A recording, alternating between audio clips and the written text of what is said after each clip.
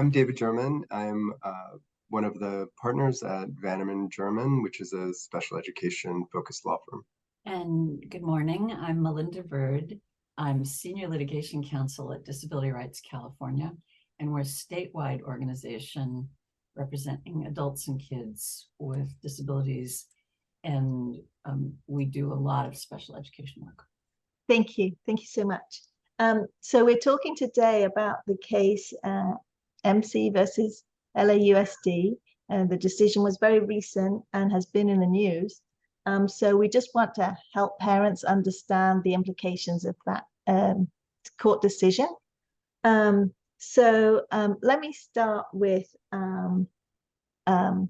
David first.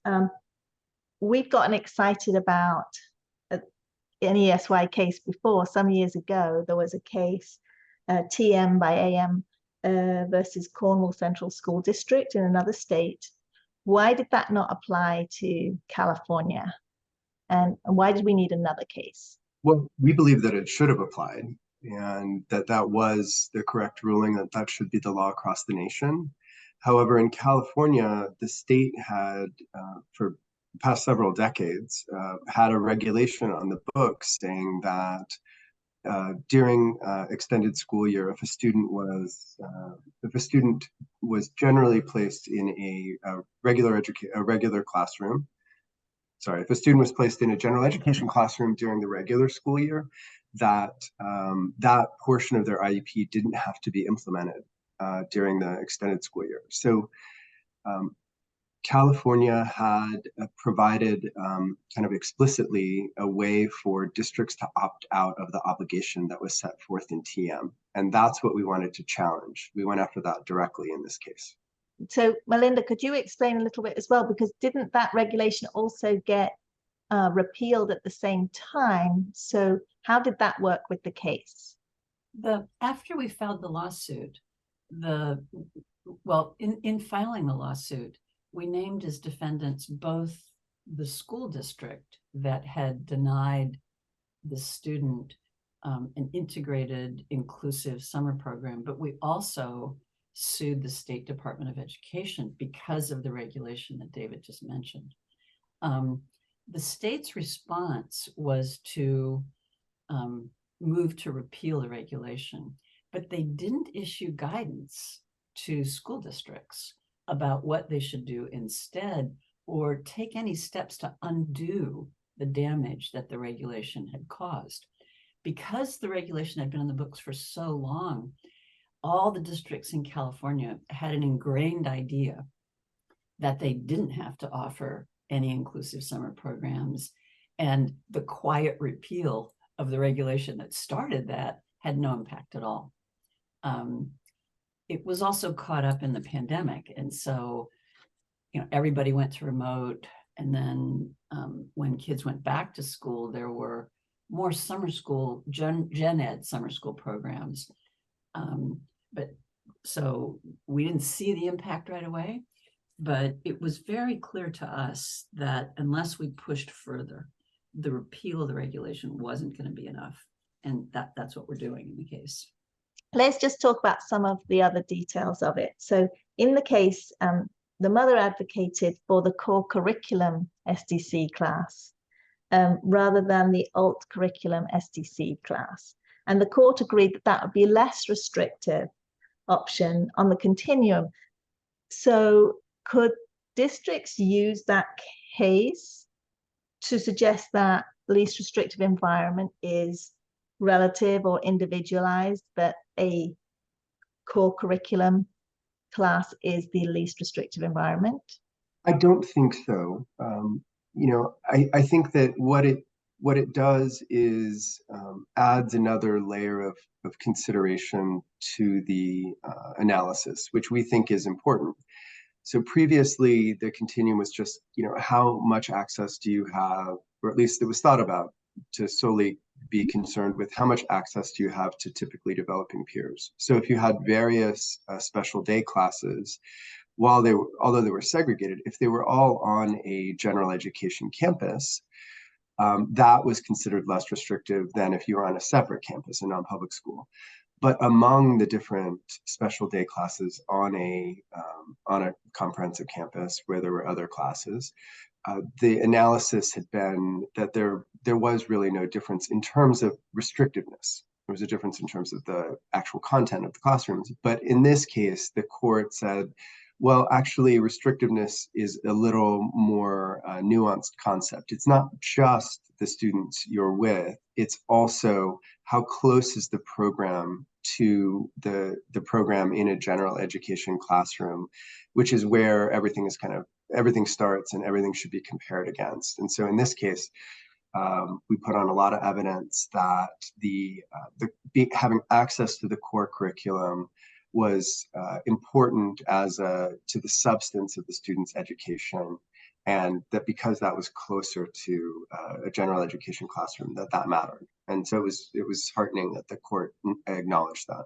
So this case is going to make it easier, as we understand it, for families with children in inclusive settings to ask for an inclusive ESY. Is it going to be possible for a child that's in an SDC to also ask for an inclusive ESY? Could you ask for inclusion just for the summer? I'll jump in on that. I doubt it. One of the things the court talked about and that we've seen is special education is a 12-month program. And if a child if the baseline for the child in their IEP is not full inclusion, if they're in an SDC, I think it would be very difficult to argue for a different degree of inclusion for the summer. And I'd advise a family in that situation to look at the child's placement in the regular school year. Our belief is that virtually every child, and we see this in other states, California's rate of inclusion is terrible compared to other states. And virtually any child can be placed in an inclusive setting if the school district is committed to it. And so I'd say to the family, push it for the regular school year and see how well you do. So when districts offer ESY to students who have a significant amount of gen ed inclusion in their IEP, but the ESY is only provided in the district as SDC, that's all that the district offers, what should the parents' response be? What should they say? I think they should say, my child has the right to receive their education in the least restrictive environment in which they can make progress. And that progress is measured by their own goals and what their needs are. It's not, some objective measure of what a third grade standard or a fourth grade standard is. And so if during the school year, it's been proven that a student can make progress among typically developing peers in a general education setting, they should have that option. As a practical matter, I think probably, what you want to do is write a letter saying, or sign the IEP in a way that says, while I agree that my child does qualify for extended school year services and does require extended school year services in order to receive an appropriate overall program, I do not agree with the provision of those services in a segregated setting. And then the options become, are tough. I mean, if a district simply refuses to provide any options and responds by just saying, we think what we're doing is fine, the parent options are pretty limited. I mean, you can provide an alternative program at private expense. You need to give at least 10 business days notice that you're going to do that. Although, there are some workarounds if, summer school often is on a very short timeline. So that might not apply as rigidly as it does in other settings. But obviously, many families can't just go out and pay for another summer program, especially if the student requires supports like a behavioral aid or other supports in order to access the program. So the options are somewhat limited, but it's always important to document exactly what you disagree with in an IEP. That's important. I would encourage families to look around and try and identify a summer program that they think would support their child. And putting a real alternative on the table can be very helpful. And the court was clear, and I think, you know, the direction on which that we relied on from the Department of Education, the federal Department of Education, said that there are many possibilities. Another school district may have a gen ed summer program. There might be a camp, as well as a private school that would benefit the child. So having a concrete alternative on the table could be very helpful. And as David said, if the family has means, they could give notice and pay for it themselves and then seek reimbursement. If a district does have a summer school, maybe they have a summer school related to post-pandemic recruitment, is that the only option for parents, or would it be appropriate to say, well, I don't think that will really fit my child, but there's this private summer school over here that would be a better fit? If the district has a gen ed summer school and is offering appropriate supports, I think it would be difficult to prevail on a claim that the district needs to instead fund a private placement. I think that would be very hard, and probably not in the child's best interest. Keeping the child within the district with typically developing peers with whom they may have other contact seems like it would be the most positive outcome for the child. Let me say too that many districts have summer school, smaller districts have summer school programs for which the parents have to pay for. And so that's an option as well to look at if the district you're in doesn't have one, or if your district has a summer school program that you have to pay for. As my children's school district had a program like that, has a program like that. That's also an option. Just to be clear, you're thinking that the district would pay for that rather than it being a parent expense. Correct. Even if it was a third party like the Ed Foundation that was providing the summer school. Yes. Great. David has some things to say about those. Well, yeah, I actually believe, yes, I think that if there is an educational foundation or a pay for classes, summer school, you should demand access to it, and you should require the district to pay for it and to fund any services that your child needs in order to access that program. I also believe that those programs violate the state's constitution about a right to a free education, which is really robust in California, and they're not broad exceptions at all. So I think that there's some very serious questions about the legality of those summer programs where parents have to pay, but that's for another day. It's a very interesting conversation we'll have to have. So a lot of districts this year did a summer school based on expanded learning funds, and they offered it to students who were low income or English language learners. Can a district refuse to place a student with a disability who needs ESY in that summer school because they don't meet the requirements of the expanded learning program? Well, school districts do have programs like that, and it is an alternative.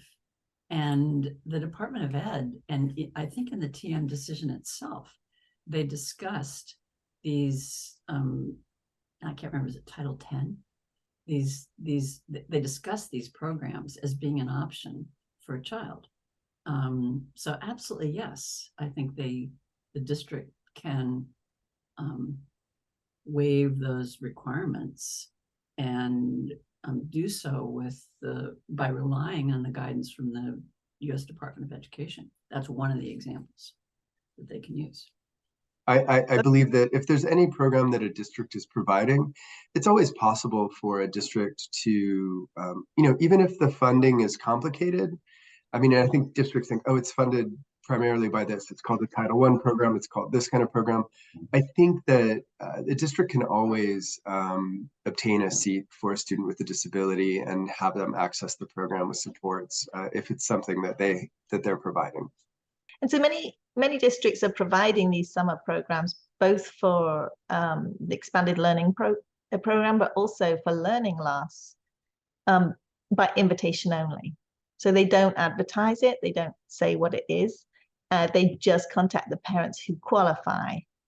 Do parents with children with disabilities who qualify for ESY have a right to that information? Absolutely, yes. I mean, it should be on the table at the IEP meeting where the ESY program is being discussed. Anything that is an inclusive option. And I mentioned earlier that it would be a good idea for parents to investigate options and have a program that they think would be good to put on the table. But the responsibility is really the school district to scour around and give the parents some choices. It's the school district that should have an arrangement with other districts that do operate Gen Ed, for example, Gen Ed summer school. The school district should reach out and make those arrangements and give more options to the parents. So absolutely, yes. So yes, so this was an example I came across this summer. In a district that has a summer school for learning expansion on one campus and ESY on another campus, the district told the parent that they have to choose between the Gen Ed campus, where Gen Ed summer school with no services, and the ESY, where the service providers are located. What would be a good response to that situation? I think it's very important. You know, parents get all kinds of versions of the same thing, that about the convenience of providers. And so oftentimes the example I think of when I hear that question is oftentimes for preschool students or early elementary school students, a district will say, hey, we have this great program. All the kids go to this one school and we have an OT there, they're there full time, we have a speech person there, and so they're not driving around, they're all there. And it's like, well, that's great for adults, but all the kids are away from their peers and they're not in their local school and they're in this segregated setting. The convenience of adults and the convenience, the administrative convenience for a school district to provide services in one way as opposed to another cannot be an overriding consideration unless there's some, huge logistical obstacle that simply can't be overcome. The district has an obligation to provide the services in the least restrictive environment that the student can access them, which in this case sounds like the general education summer school program. Great. And so another thing that the district sometimes use to explain why they would love to, but they absolutely cannot provide ESY in a Gen Ed setting, is that the purpose of ESY is different. So they say that ESY is supposed to only maintain skills and that they can't teach skills in ESY, whereas the expanded learning and the recruitment programs are absolutely designed to teach kids skills that they missed during the year. So how can a parent respond to that logic? That's exactly what the State Department of Education argued in this lawsuit. They argued that the purpose of ESY is very limited and it's only recruitment. And so an inclusive setting is unnecessary because we can focus in on maintaining these skills and we don't have to worry about anything else, just that. And the court rejected that and introduced this concept of, the purpose of special education is overarching and the goals of the child's IEP for the regular school year should be the same as for the extended school year. The idea of regression is the eligibility trigger. It doesn't define the content. they're just confusing the, states have some latitude in terms of just deciding on what the standard for who gets the extended school year would be, right? It is for students who have more significant needs and require essentially a year-round program with some breaks. But that doesn't define the substance of the program. Any program that's appropriate to meet a student's needs will be helping them grow and move forward in their areas of need. It's kind of, it's also kind of hard to imagine, we're only going to provide you a program where you can tread water. Yeah. You can't make progress. I don't know that that's how learning works. So hard to draw a line between it, right? I also add that this also intersects with the court's observation about the duration of the program, that it's not cookie cutter. As David said, it's a year-round program with some breaks. And so, the 20 days standard program, which is the minimum, not the ceiling, may not necessarily apply for your particular child. And there may be a longer program that is available, a private program, for example, that would work for your child. And how do they justify shortening that?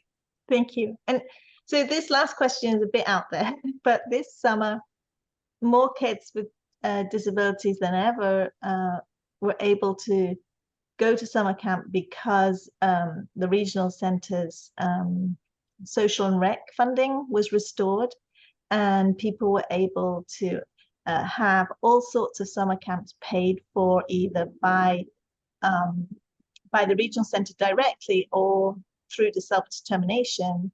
Could you see a day when kids with disabilities, developmental disabilities, were able to access city camps like any other child, funded by regional center, but with the services that make them accessible provided by the school district, and also related services to keep them progressing with OT and PT and speech through the summer?